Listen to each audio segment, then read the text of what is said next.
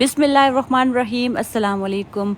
उम्रा सीज़न की आमद खाना काबा के अतराफ से रुकावटें हटा दी गईं। सदारत आमा बराए अमूर हरमैन शरीफैन के जनरल सदर डॉक्टर अब्दुर्रहमान सदेस ने उम्रा के सीज़न के आगाज़ के साथ ही खाना काबा के इर्द गिर्द हिफाजती रुकावटों को हटाने के लिए शाही मंजूरी जारी करने का ऐलान किया है। उन्होंने जोर देकर कहा कि ये फैसला मस्जिद हराम के ज़ायरीन में क़यादत की दिलचस्पी को ज़ाहिर करता है, उनकी रसूमात और इबादत को महफूज और इत्मीनान बख्श रूहानी माहौल फराहम करने के जज्बे की अक्कासी है।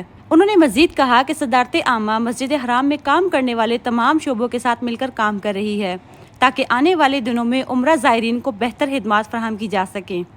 ये बात काबिल ज़िक्र है कि 1 जुलाई 2020 को मंगल को कोरोना वायरस की वजह से खाना काबा शरीफ के गिर्द हिफाजती रुकावटें खड़ी की गई थीं। इन रुकावटों का मकसद वबा के दिनों में हिफाजती इक़दामात और SOPs पर अमल दरामद यकीनी बनाना था।